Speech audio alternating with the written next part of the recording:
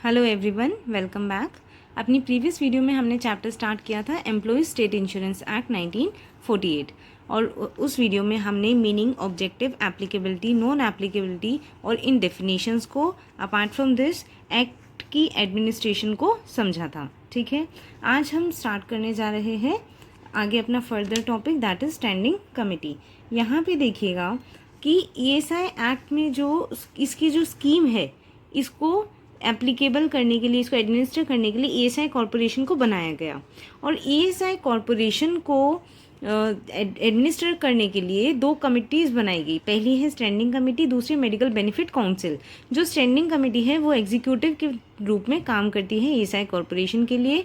ये क्या करती है, इसका मेन टास्क होता है केसेस को रिव्यू करना। और आगे जो मेडिकल बेनिफिट काउंसिल है ये एडवाइस करती है मेडिकल रिलेटेड टर्म्स के लिए, इश्यूज़ के लिए, किसको, कॉरपोरेशन को। तो सबसे पहले फटाफट से स्टैंडिंग कमेटी का कॉन्स्टिट्यूशन समझते हैं, फिर टर्म्स और पार्ट डिस्कस करेंगे। देखिए, जो स्टैंडिंग कमेटी है उसके अंदर कौन कौन होगा। एक चेयरमैन होगा जिसको कौन अपॉइंट करेगा, सेंट्रल गवर्नमेंट। 3 मेंबर्स होंगे कॉरपोरेशन की। ओके, कौन सी कॉरपोरेशन के, ईएसआई कॉरपोरेशन के 3 मेंबर्स होंगे, वो भी सेंट्रल गवर्नमेंट द्वारा अपॉइंट किए जाएंगे। उसके बाद 3 मेंबर्स होंगे जो रिप्रेजेंट करेंगे स्टेट गवर्नमेंट्स को। ठीक है, उन्हीं 3 स्टेट गवर्नमेंट को। इसको भी कौन अपॉइंट करेगा, सेंट्रल गवर्नमेंट। और वो कैसे करेगा, नोटिफिकेशन के जरिए ऑफिशियल गैजेट में, और टाइम टू टाइम स्पेसिफाई भी करेगा। आगे देखिए, 8 मेंबर्स होंगे जो कि इलेक्ट किए जाएंगे कॉरपोरेशन के द्वारा।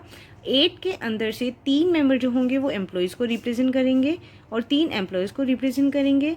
उसके बाद 1 मेंबर होगा जो कि रिप्रेजेंट करेगा मेडिकल प्रोफेशन को, और 1 मेंबर होगा जो इलेक्ट किया जाएगा पार्लियामेंट के द्वारा। ठीक है, ताकि उसकी वर्किंग बायस ना हो।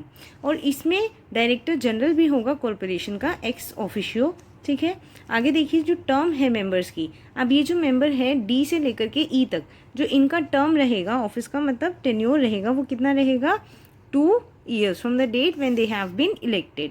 उसके बाद कोई भी मेंबर जो है वो एक सेट पीरियड यानी कि 2 साल के बाद ऑफिस नहीं छोड़ देगा जब तक उसका सक्सेसर नोटिफाई नहीं हो जाएगा। आगे देखिए, फर्दर जो मेंबर है स्टैंडिंग कमेटी का वो सीज यानी कि वो मेंबर नहीं रहेगा। कब, अगर वो कॉरपोरेशन का मेंबर नहीं रहेगा। क्योंकि यहाँ पे देखिए, ये जो मेंबर होते हैं ये कहाँ से होते हैं, कॉरपोरेशन के द्वारा ही आते हैं। अगर वो मेंबर कॉरपोरेशन का नहीं रहेगा तो वो कमेटी का भी नहीं रहेगा। जो मेंबर है स्टैंडिंग कमेटी के रेफर किए गए हैं ए बी सी में, यानी कि कौन से 3, चेयरमैन, बाकी 3 मेंबर और 3 मेंबर जो कि स्टेट गवर्नमेंट को रिप्रेजेंट करेंगे। ये जो मेंबर्स हैं ये गवर्नमेंट की, कौन सी गवर्नमेंट की, सेंट्रल गवर्नमेंट की डिस्क्रिशन पे काम करेंगे। ओके, यानी कि जब तक सेंट्रल गवर्नमेंट चाहेगी तब तक दे विल वर्क। आगे देखिए, पार्ट्स को समझते हैं। जो स्टैंडिंग कमेटी है वो एडमिनिस्टर करेगी सारे अफेयर्स को कॉरपोरेशन के, और एक्सरसाइज करेगी अपने पार्ट्स और परफॉर्म करेगी फंक्शंस जो कि कॉरपोरेशन से जुड़े हुए होंगे। लेकिन ये सारे काम वो कॉरपोरेशन की सुपरिटेंडेंस और कंट्रोल में रह करके ही करेगी। आगे समझिए, जो स्टैंडिंग कमेटी है वो सबमिट करेगी अपना कंसिडरेशन और डिसीजन केसेस के लिए, और उन मैटर्स के लिए भी सबमिट करेगी जो कि स्पेसिफाइड होंगे रेगुलेशंस के द्वारा। आगे देखिए, जो स्टैंडिंग कमेटी है वो अपनी डिस्क्रिशन पे, इच्छा पर सबमिट कर सकती है कोई भी अदर केस या मैटर कॉरपोरेशन के द्वारा डिसीजन प्रोवाइड कराया जाए। ठीक है, आगे देखिए, जो मेडिकल बेनिफिट काउंसिल है, यानी कि अब हम अपना सेकेंड, यहाँ पे हम स्टैंडिंग कमेटी को समझ चुके हैं। अब सेकेंड पार्ट क्या है हमारा, मेडिकल बेनिफिट काउंसिल। तो चलिए यहाँ पे इसके कॉन्स्टिट्यूशन को समझते हैं कि जो सेंट्रल गवर्नमेंट है वो कॉन्स्टिट्यूट करेगी मेडिकल बेनिफिट काउंसिल। इसके अंदर कौन कौन होंगे, देखिए, the director general health services के होंगे और एक्स ऑफिशियो है वो, ठीक, एज अ चेयरमैन काम करेंगे। डिप्यूटी डायरेक्टर जनरल होंगे हेल्थ सर्विसेज के। आगे देखिए, मेडिकल कमिश्नर होंगे कॉरपोरेशन के, एक्स ऑफिशियो। 3 मेंबर्स होंगे जो कि क्या करेंगे, रिप्रेजेंट करेंगे एम्प्लॉयर्स को, और उन्हें अपॉइंट करा जाएगा in consultation with the organisation of employers. ठीक है, उन्हीं के द्वारा अपॉइंट किए जाएंगे। आगे देखिए, 3 मेंबर्स होंगे जो कि रिप्रेजेंट करेंगे एम्प्लॉयज़ को। फिर 3 मेंबर्स होंगे जिसमें से एटलीस्ट एक कौन होनी चाहिए, विमेन होनी चाहिए, जो कि रिप्रेजेंट करेगी मेडिकल प्रोफेशन को। उसको अपॉइंट किया जाएगा इन्हीं ऑर्गेनाइजेशन की कंसल्टेशन के साथ। किसकी कंसल्टेशन के साथ, मेडिकल प्रैक्टिशनर्स की कंसल्टेशन के साथ। और इन्हें रिकॉग्नाइज किया जाएगा फॉर द पर्पस, किसके द्वारा, सेंट्रल गवर्नमेंट के द्वारा। जितने भी मेंबर्स मेंशन है फ्रॉम ए टू एफ, ठीक है, ये सारे ही अपॉइंट होंगे सेंट्रल गवर्नमेंट के द्वारा। जो मेंबर है, 1 member each representing each of the states, union territories के अलावा जिस स्टेट के अंदर ये एक्ट क्या होगा, फोर्स्ड होगा, ठीक है। तो उनको अपॉइंट कौन करेगा, स्टेट गवर्नमेंट। चलिए आगे समझते हैं टर्म को। जो टर्म है office of the members of corporation, जो कि रिप्रेजेंट करता है एम्प्लॉयज़ को और मेडिकल प्रोफेशन को, उनका टर्म कितना होगा, 4 years। तो बेसिकली हमने इन DEF 3 जनों की बात करी है। आगे देखिए, और नॉट विथ स्टैंडिंग, जब ये पीरियड एक्सपायर हो जाएगा 4 years का, तब तक जब तक इनका सक्सेसर नहीं आ जाता है तब तक ये लोग ऑफिस में ही रहेंगे, ठीक है। हाउएवर जो टेन्योर है डायरेक्टर जनरल का और डिप्यूटी डायरेक्टर जनरल का, ठीक है, हम बात कर रहे हैं इन दोनों की, डायरेक्टर जनरल और डिप्यूटी डायरेक्टर जनरल, ठीक है। और जो स्टेट गवर्नमेंट के रिप्रेजेंटेटिव्स हैं यानी कि दिस वन, ओके, ये लोग क्या करेंगे, ये गवर्नमेंट के प्लेजर तक ही काम करेंगे जब तक गवर्नमेंट इन्हें रखती है। जो आउटगोइंग मेंबर होगा कॉरपोरेशन का, ठीक है, द स्टैंडिंग कमेटी का या फिर मेडिकल बेनिफिट काउंसिल का, वो एलिजिबल है फॉर री अपॉइंटमेंट और री इलेक्शन, जैसा भी केस रहेगा। चलिए आगे पार्ट समझते हैं मेडिकल बेनिफिट काउंसिल की। देखिए, जो मेडिकल बेनिफिट काउंसिल है वो एडवाइस करेगी कॉरपोरेशन को और स्टैंडिंग कमेटी को उन मैटर्स के लिए जो कि जुड़े होंगे मेडिकल बेनिफिट के एडमिनिस्ट्रेशन से, और ये सर्टिफिकेशन करेगी पर्पसेस का फॉर ग्रांट ऑफ बेनिफिट्स या फिर जो भी कनेक्टेड टर्म्स होंगी। आगे देखिए, यहाँ पर उसकी कुछ पार्ट्स और ड्यूटीज़ होगी इन्वेस्टिगेशन की, किसके रिगार्डिंग, अगेंस्ट मेडिकल प्रैक्टिशनर, ठीक है। कोई भी मेडिकल प्रैक्टिशनर अगर मेडिकल ट्रीटमेंट में किसी तरह का घपला करता है या फिर उसके अटेंडेंस में किसी तरह का घपला रहता है, तो इस केस में वो इन्वेस्टिगेट करेंगी, ये उसकी पावर ऑफ ड्यूटी है। अपार्ट फ्रॉम दिस वो परफॉर्म करेगी वो सारी ड्यूटीज़ जो कि कनेक्शन में होगी मेडिकल ट्रीटमेंट से या फिर अटेंडेंस से, ठीक है, जिसको रेगुलेशंस के द्वारा स्पेसिफाई किया गया है। अपार्ट फ्रॉम दोज ड्यूटीज़ कुछ एडिशनल ड्यूटीज़ भी है मेडिकल बेनिफिट काउंसिल की। चलिए समझते हैं। एक तो एडवाइस करना ESI कॉर्पोरेशन को किस regarding, constitution, setting up duties in parts of regional and local medical benefit council, यानी कि रीजनल लोकल MBC की कॉन्स्टिट्यूशन, उसका सेटअप करना, उसकी ड्यूटीज़, उसकी पावर को इसके रिगार्डिंग ESI कॉर्पोरेशन को एडवाइस करेगी MBC। आगे देखिए, to make recommendations to ESI corporation in regard to, यानी कि ESI को रिकमेंडेशन देगी किसके रिगार्डिंग में। सबसे पहले देखिए, scale and nature of medical benefit की किस तरह का और कितना क्या स्केलिंग होनी चाहिए मेडिकल बेनिफिट की जो प्रोवाइड किया जाएगा हॉस्पिटल में, डिस्पेंसरीज में, क्लिनिक में, ठीक है। और nature and extent of medicine, जितना भी स्टाफ वहाँ पे होएगा, क्या इक्विपमेंट्स वहाँ होने चाहिए, मेंटेन होने चाहिए उस इंस्टीट्यूशन में। आगे देखिए, जितनी भी मेडिकल फॉर्मुलेरी है, फॉर्मुलेरी होता है फॉर्म्स को कलेक्शन करना, ठीक है, जो कि कनेक्टेड होंगे मेडिकल बेनिफिट से।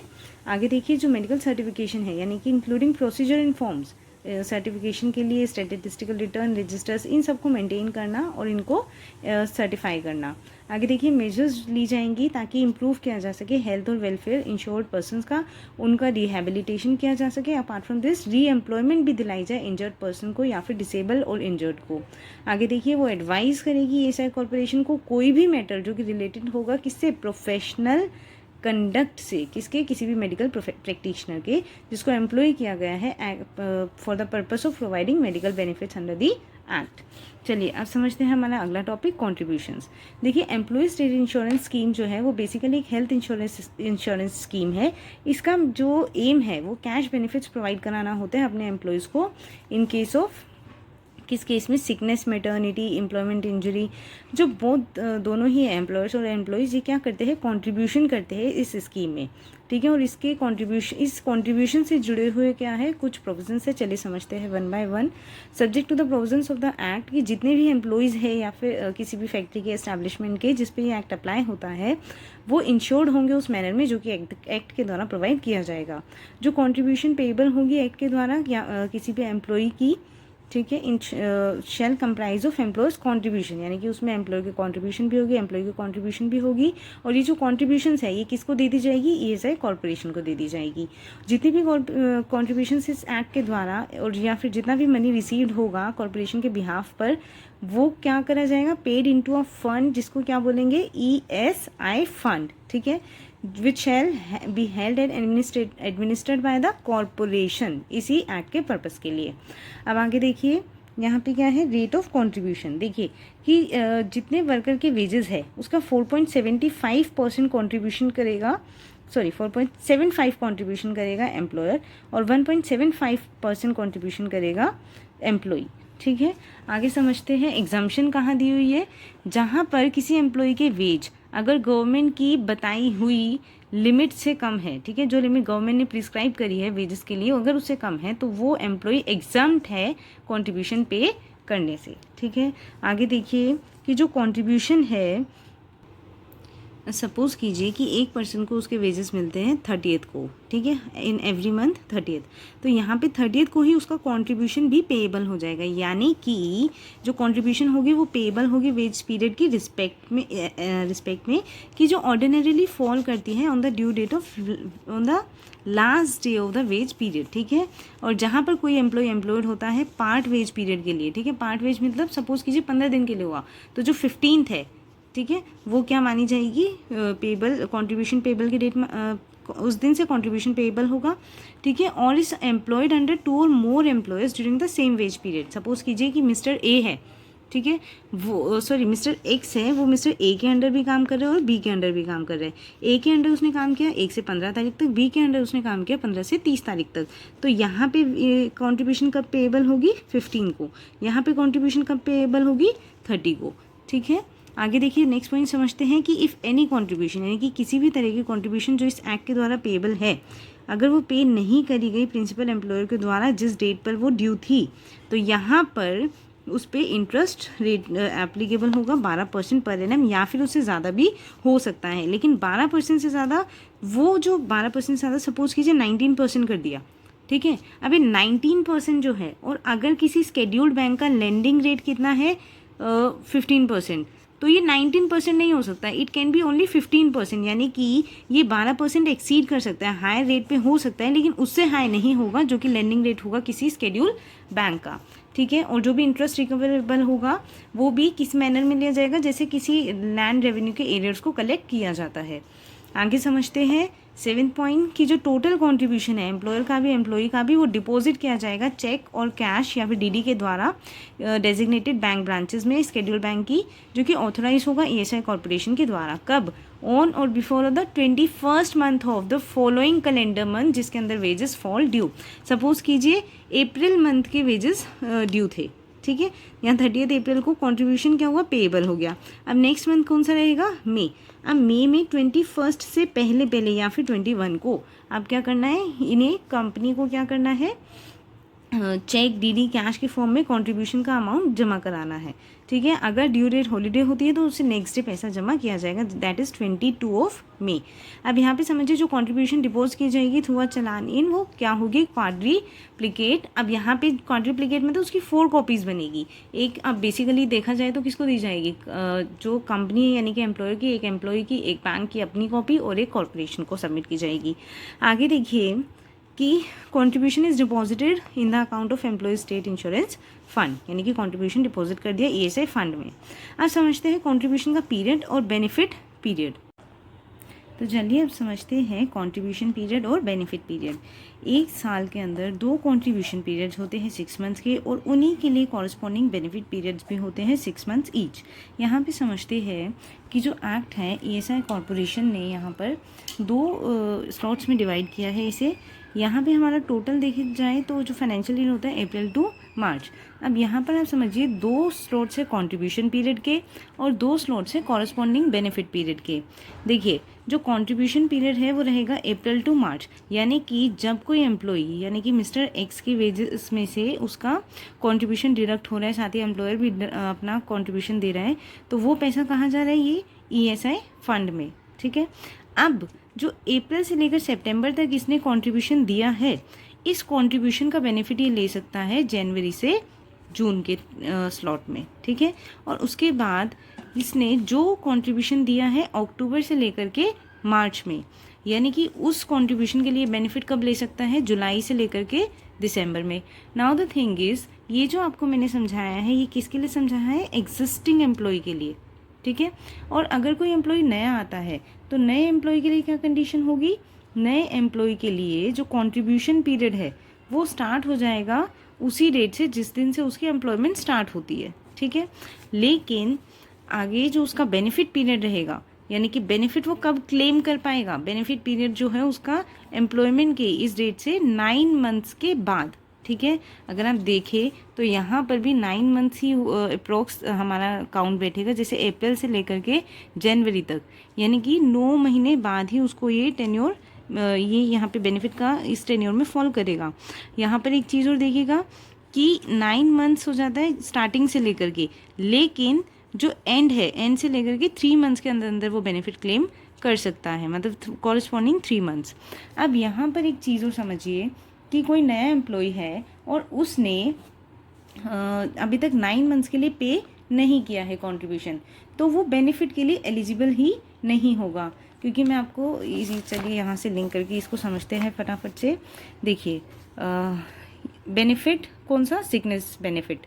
कॉन्ट्रीब्यूटरी कंडीशंस क्या है कि अगर payment of contribution for at least 78 days in the relevant contribution period, relevant contribution period में अगर एम्प्लॉय ने 78 डेज तक कॉन्ट्रीब्यूशन किया है तो उसको 91 डेज के लिए बेनिफिट मिल जाएगा, ठीक है। यहाँ पर यही मैं आपको समझाना चाह रही हूँ कि अगर एम्प्लॉय ने सफिशिएंट नंबर ऑफ डेज के लिए कॉन्ट्रीब्यूशन किया है तो वो बेनिफिट क्लेम कर सकता है। कई बार बेनिफिट उसके डिपेंडेंट भी क्लेम कर सकते हैं।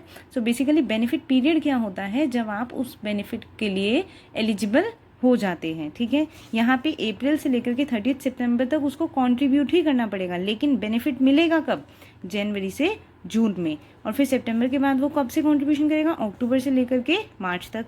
और उसका बेनिफिट मिलेगा कब, जुलाई से लेकर के दिसंबर में, ठीक है। और नए एम्प्लॉय का केस हम डिस्कस कर ही चुके हैं। आगे देखिए, प्रिंसिपल एम्प्लॉयर टू पे contribution in the first instance. अब यहाँ पर मेरे को आपको एक चीज़ समझानी पड़ेगी, प्रिंसिपल एम्प्लॉयर और इमीडिएट एम्प्लॉयर। सपोज कीजिए ये है मिस्टर एक्स, ठीक है, और इनके नीचे एक एम्प्लॉयर और काम करता है, इनका एम्प्लॉय सॉरी, ये है मिस्टर वाई। यहाँ पर अब ध्यान दीजिए, मिस्टर वाई ने किसी एम्प्लॉय को थोड़ा सा ना ऐसे बेचारा गरीब सा बना देते हैं, तब ये हमें ध्यान में रहेगा। देखो मिस्टर वाई ने क्या करा, एक कोई एम्प्लॉय को एंगेज किया, ठीक है। अब यहाँ पे समझो कि इसका इमीडिएट एम्प्लॉयर तो कौन हुआ, मिस्टर वाई, और इसका प्रिंसिपल एम्प्लॉयर कौन हुआ, देखो पीई मतलब प्रिंसिपल एम्प्लॉयर और आईई मतलब इमीडिएट एम्प्लॉयर। तो आप सपोज कीजिए जो कंट्रीब्यूशन देनी है हमें ईएसआई फंड में 4.75 और 1.75, ठीक है, वो कंट्रीब्यूशन मिस्टर एक्स कर सकता है अपने इस एम्प्लॉय के बिहाफ पे। फर्दर वो एलिजिबल है कि वो डिडक्ट कर लेगा इस एम्प्लॉय के वेजेस में से जो कंट्रीब्यूशन इसने इसके बिहाफ पे किया होगा, ठीक है। चलिए समझते हैं फटाफट। जो प्रिंसिपल एम्प्लॉयर है वो किसी भी एम्प्लॉय के रिस्पेक्ट में कंट्रीब्यूशन पे कर सकता है, चाहे वो डायरेक्टली एम्प्लॉय किया गया है उसके द्वारा, ठीक है, या फिर इमीडिएट एम्प्लॉय के द्वारा। जो भी बोथ द एम्प्लॉयर और एम्प्लॉय है ये कंट्रीब्यूट करते हैं, वो वाली इसकी कंट्रीब्यूशंस होती है। आगे देखिए, हाउ एवर वो एंटाइटल है कि वो रिकवर कर सकता है एम्प्लॉय से जो कि कंट्रीब्यूशन उसने किया है, ठीक है।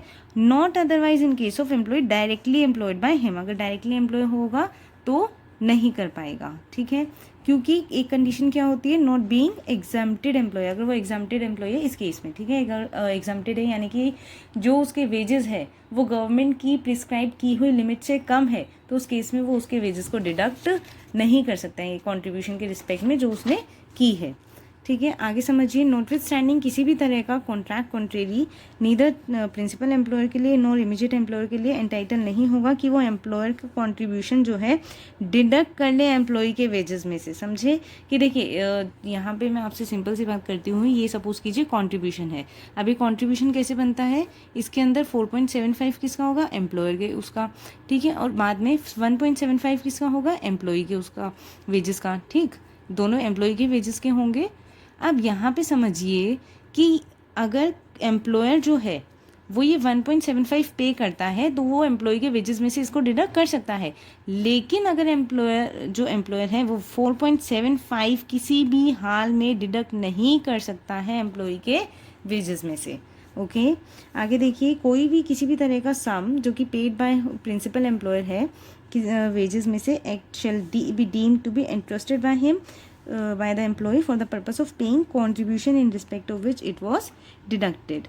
यानी कि अगर प्रिंसिपल एम्प्लॉयर ने किसी भी तरह का कोई सम वेजेस में से डिडक्ट किया है बतौर कंट्रीब्यूशन के नाम पर, तो वो माना जाएगा कि एम्प्लॉय ने अपनी कंट्रीब्यूशन की जो ऑब्लिगेशन था इसको पूरा कर दिया, ठीक है। अब आगे देखिए, जो कंट्रीब्यूशन इकट्ठा होता है, सपोज कीजिए किसी ऑर्गेनाइजेशन में 20 एम्प्लॉय है, ठीक है। अब वो 20 एम्प्लॉय के जो कंट्रीब्यूशन इकट्ठा होगा वो कंट्रीब्यूशन बैंक में सबमिट कराने तक का, यानी कि कंट्रीब्यूशन रेमिट करने तक का, भेजने तक का जो भी खर्चा रहेगा, एक्सपेंस रहेगा, वो कौन बियर करेगा? Principal employer. चलिए आगे देखते हैं recovery of contribution from immediate employer. देखिए जो प्रिंसिपल एम्प्लॉयर है जिसने कंट्रीब्यूशन पे करा है एम्प्लॉय की रिस्पेक्ट में, चाहे वो खुद से एम्प्लॉय किया हो उसने या फिर उसके इमीडिएट एम्प्लॉयर ने, तो वो एंटाइटल है कि वो रिकवर कर सकता है कंट्रीब्यूशन का अमाउंट। ठीक है, that is to say employer का contribution as well as employee का कंट्रीब्यूशन इफ एनी। एम्प्लॉयर का तो वो खुद ही देगा, एम्प्लॉय का रिकवर कर सकता है। लेकिन इस केस में यहाँ पर समझिए कि ये जो मिस्टर एक्स है ये इस एम्प्लॉयर का कंट्रीब्यूशन ये रिकवर कर सकता है 4.75 इस वाले एम्प्लॉयर से, ठीक है, और 1.75 इस वाले एम्प्लॉय से, यानी कि इन दोनों के वेजेस में से अगर इसको इसका पैसा देना है तो ये उसमें से 4.75 काट सकता है। ठीक है, और इसका भी तो पैसा देगा ही, तो इसमें से भी 1.75 काट करके उसको उसका पैसा दे सकता है, भले ही चाहे इसके लिए इनका कोई एग्रीमेंट रहा हो या फिर किसी भी तरह का कॉन्ट्रैक्ट या डेट जो भी है। आगे देखिए जो इमीडिएट एम्प्लॉयर है वो मेंटेन करेगा एम्प्लॉयज़ का रजिस्टर जो कि इसके द्वारा एम्प्लॉय किए गए होंगे, ठीक है, जो इसी की रेगुलेशन प्रोवाइड किया गया है, और वो सबमिट करेगा प्रिंसिपल एम्प्लॉयर को, ठीक है, before the settlement of any amount payable by him, settlement से पहले। आगे देखिए जो इमीडिएट एम्प्लॉयर है वो एंटाइटल है रिकवर करने के लिए employee's contribution from the employee employed by और थ्रू हिम, ठीक है, by deduction of wages and not otherwise, यानी कि और किसी तरीके से अपनी रिकवरी नहीं करेगा। तो चलिए अब स्टार्ट करते हैं बेनिफिट्स अंडर द एक्ट, कि एक्ट में कौन कौन से बेनिफिट प्रोवाइड किए गए हैं, जैसे कि सिकनेस, मैटरनिटी, आगे देखिए डिसेबलमेंट, और कौन से बेनिफिट्स है, डिपेंडेंट बेनिफिट, उसके अलावा medical benefit and after that funeral expenses. But यहाँ पे एक बात समझिए कि बेनिफिट्स जो है आगे डिटेल में दिए हैं, हम तो इस शॉर्ट वाले को हम डिस्कस नहीं करते हैं, हम सीधा डिटेल वाला समझेंगे। इससे पहले आपको मैं एक समरी दिखाना चाहूँगी कि जब बेनिफिट्स क्लेम किए जाते हैं तो कुछ कंडीशंस होती है। यहाँ पे देखिए किस तरह का बेनिफिट आप क्लेम करना चाहते हैं, हमें पहले उसे समझना पड़ेगा। सिकनेस बेनिफिट ये अभी हमने डिस्कस ही किया था। चलिए देखिए एक्सटेंडेड सिकनेस बेनिफिट, ये बेनिफिट कौन सा है, ये वाला। अब इसको क्लेम करने के लिए ये कंडीशन का सेटिस्फाई होना ज़रूरी है, ठीक है, और कितनी ड्यूरेशन तक हम इसको क्लेम करेंगे, ठीक, और क्या रेट रहेगा। अब एक बार समझिएगा जो ड्यूरेशन है इसका मतलब क्या है, जो मीन टाइम के अंदर एम्प्लॉय काम पर नहीं जा रहा है but he is getting wages, ठीक है, लेकिन स्टिल उसको वेजेस मिल रहे हैं, तो ये वो ड्यूरेशन है कितने दिन तक उसको वेजेस मिल जाएंगे, यानी कि कितने दिन का बेनिफिट पीरियड रहेगा। तो चलिए सबसे पहले आप स्टार्ट करते हैं सिकनेस बेनिफिट से। देखिए जो सिकनेस बेनिफिट है वो रिप्रेजेंट करता है पीरियोडिकल कैश पेमेंट्स दी जा रही है इंश्योर्ड पर्सन को उसकी सर्टिफाइड सिकनेस के टाइम पे, ठीक है, ऐसे धोखेबाजी वाले नहीं होनी चाहिए, सर्टिफाइड सिकनेस, ठीक है। आगे जो जहाँ पर जो इंश्योर्ड पर्सन है उसको मेडिकल ट्रीटमेंट की ज़रूरत है, अटेंडेंस चाहिए, अटेंडेंस जो होगी उसकी एब्सेंटेशन होगी वर्क पे से मेडिकल ग्राउंड्स के कारण। आगे देखिए जो क्वालिफिकेशन है यानी कि जो कंडीशन है किसी पर्सन की ताकि वो क्लेम करे सिकनेस बेनिफिट को, तो वो कंडीशन क्या है, subject to which such benefit may be given. अभी हमने पीछे देखी थी जैसे जो रेट है पीरियड है देयर ऑफ क्या होगा, may be prescribe by the central government, तो सेंट्रल गवर्नमेंट वो प्रिस्क्राइब कर देगी रेट और पीरियड। आगे देखिए जो डेली रेट है सिकनेस पीरियड का किसी इंश्योर्ड पर्सन के लिए during benefit period shall be क्या रहेगा, स्टैंडर्ड बेनिफिट रेट रहेगा corresponding to average daily wages of that person during corresponding contribution period. देखिए कॉरस्पॉन्डिंग कॉन्ट्रीब्यूशन पीरियड हम समझ चुके हैं, यानी कि अगर वो अप्रैल से सितंबर तक कॉन्ट्रीब्यूट कर रहे हैं तो उसका बेनिफिट कब मिलेगा, जनवरी से जून के बीच में, ठीक है। आगे देखिए जो इस डिजीज़ के लिए, किस डिजीज़ के लिए, सिकनेस बेनिफिट के लिए जो स्टैंडर्ड रेट है वो कितना है, 60% ऑफ एवरेज डेली वेजेस। यहाँ पे हम समझते हैं एवरेज डेली वेजेस का मतलब, पहले चलिए हम यहाँ पे समझते हैं मतलब एवरेज डेली वेजेस का। देखिए यहाँ पे लिखा है 60% ऑफ एवरेज डेली वेजेस।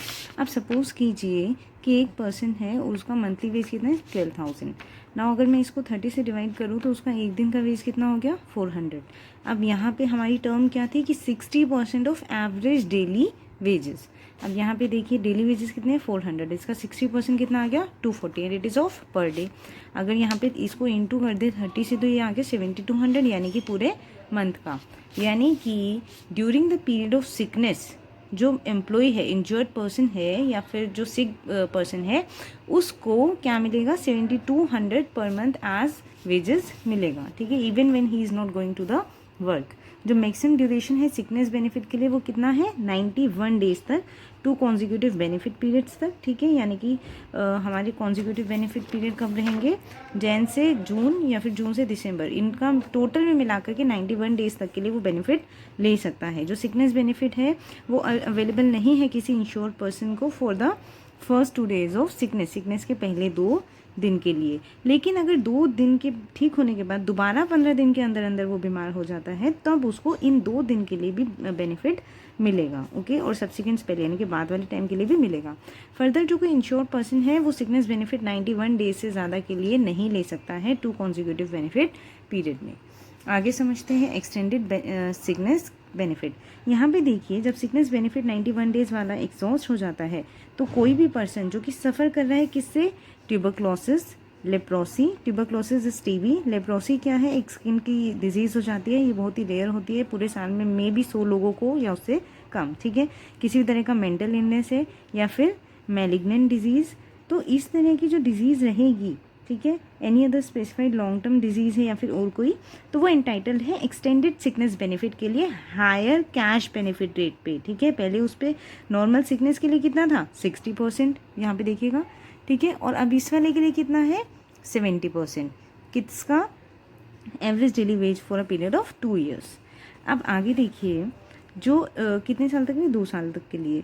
अब यहाँ पे देखिए एनहांस सिकनेस बेनिफिट इस केस में फॉर अंडरगोइंग स्टरलाइजेशन ऑपरेशन, जैसे कि फैमिली प्लानिंग के लिए स्टरलाइजेशन ऑपरेशन जो होते हैं जहाँ पर फीमेल या मेल दोनों के जो रिप्रोडक्टिव ऑर्गन्स होते हैं उनको ऑपरेट किया जाता है ताकि जो और प्रेग्नेंट ना हो सके विमेन, ठीक है। तो यहाँ पे गवर्नमेंट ने ये प्रोवाइड कराया ताकि स्मॉल फैमिलीज़ को प्रमोट किया जा सके, ठीक है। अब यहाँ पे जो इंश्योर्ड पर्सन होगा वो एलिजिबल होगा एनहांस सिकनेस बेनिफिट के लिए।